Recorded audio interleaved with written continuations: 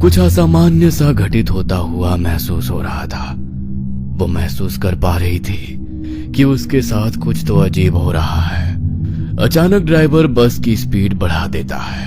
अरे, सामने कुछ नजर नहीं आ रहा है और तुम इतना तेज बस दौड़ा रहे हो, कर क्या रहे हो?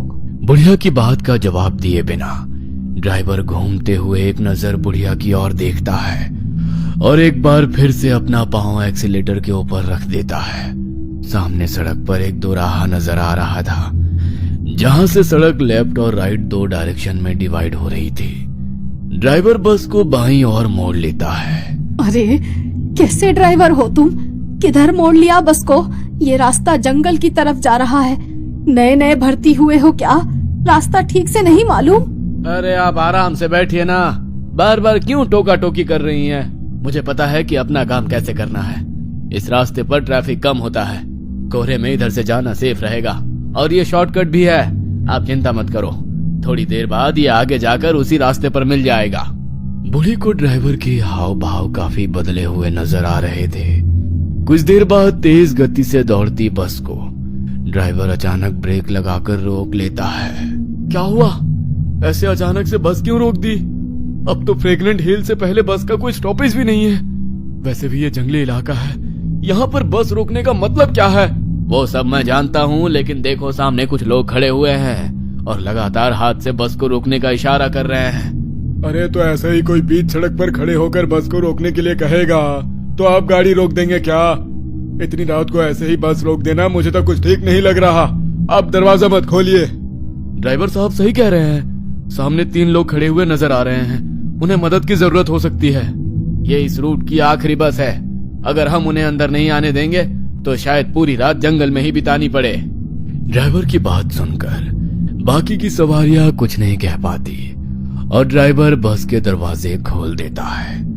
बस का दरवाजा खोलने के बाद 3 लोग बेहद धीमी रफ्तार से चलते हुए बस में चढ़ जाते हैं। ये 3 लोग जब बस के अंदर आते हैं तो बस के अंदर बैठी सवारियां उन्हें देखकर बुरी तरह चौंक जाती है।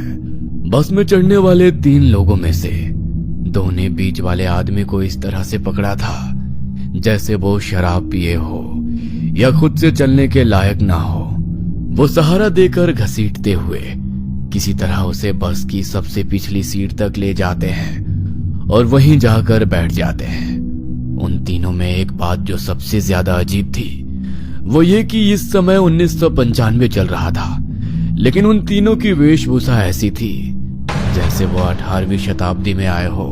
सर पर पौराणिक चीनी टोपी पहने होने के कारण उनका चेहरा भी साफ नजर नहीं आ रहा था। इसके साथ ही उनके बाल भी लंबे और बेतरतीब बिखरे हुए थे, जिसके कारण चेहरा दिखाई नहीं पड़ रहा था। तीनों नए पैसेंजर्स को बैठाने के बाद बस एक बार फिर से आगे बढ़ गई थी। बस जैसे जैसे आगे बढ़ रही थी, बस के अंदर की हवा में कुछ अजीब सा भारीपन महसूस होने लगा था। ये किन लोगों को बैठा लिया है तुमने? तुम्हें इन्हें देखकर कुछ सिरहंसी महसूस नहीं हो रही? उनके कपड़े देखो, आज के समय में कौन ऐसे कपड़े पहनता है? इतने पुराने और भद्दे लग रहे हैं, जैसे कभी धुले ही नहीं हैं। आपने गौर किया? बस के अंदर अचानक दुर्गंध फैल गई है। ऐसा लगता है जैसे कुछ सड़ रहा है यहाँ। मुझसे तो सांस भी नहीं ली जा रही है। ये क्या बोल रही हैं आप? ऐसा तो कुछ भी नहीं है। इधर पीछे गांव में एक थिएटर है, ये लोग उधर नाटक कंपनी से ही आए होंगे। आप उन पर ध्यान मत दीजिए। जब से वो लोग बस में आए तब से 1 इंच भी हिले नहीं, ना ही उन्होंने कोई बात की। फिर तुम्हें कैसे पता कि वो थिएटर से आए हैं? तुम उनकी तरफदारी क्यों कर रही हो? 5 किलोमीटर के बाद आपका स्टॉपेज आ जाएगा, तब तक चुप करके बैठो, समझी? कंडक्टर की बात सुनकर बूढ़ी ने एक नजर अपने सामने बैठे लड़के की ओर देखा। वो भी इस समय बूढ़ी को ही देख रहा था। बूढ़ी कुछ देर तक बेचैनी में इधर उधर देखती है और उसके बाद सामने वाले लड़के को घूरने लगती है।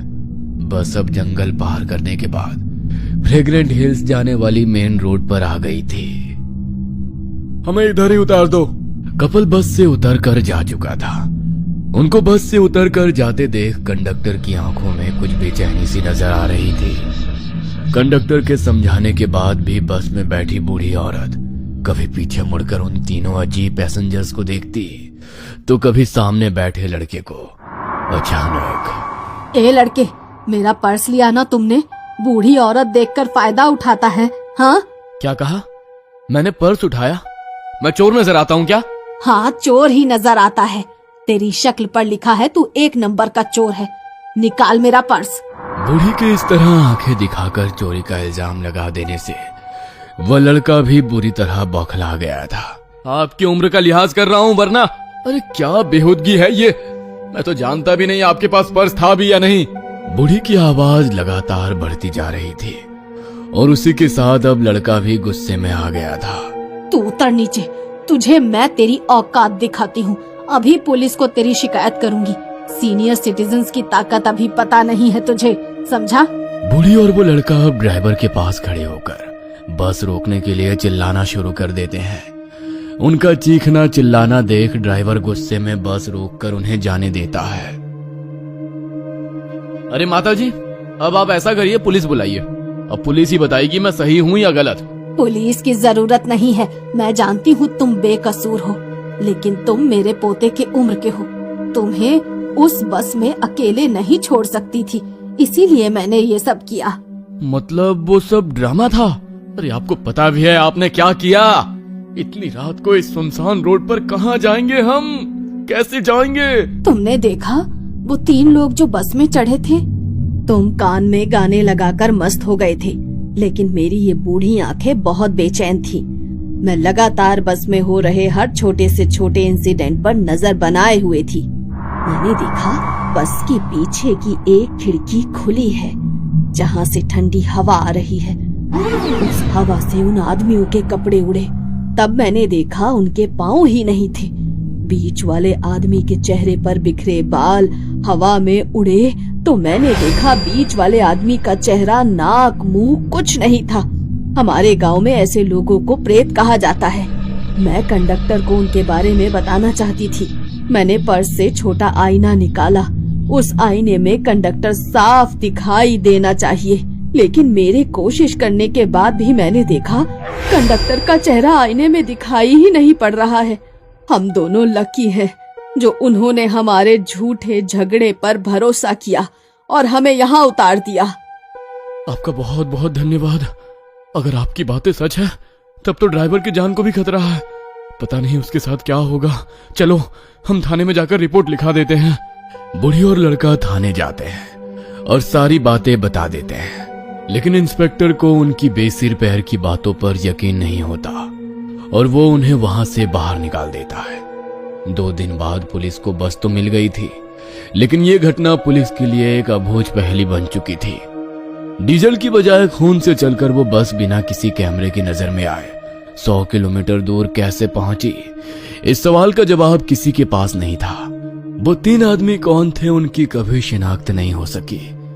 इस घटना के बाद पूरे चीन में डर की लहर दौड़ गई थी। कहते हैं उस घटना के बाद भी कई बार रात के अंधेरे में रूट नंबर 375 की बस लोगों को नजर आ जाती है।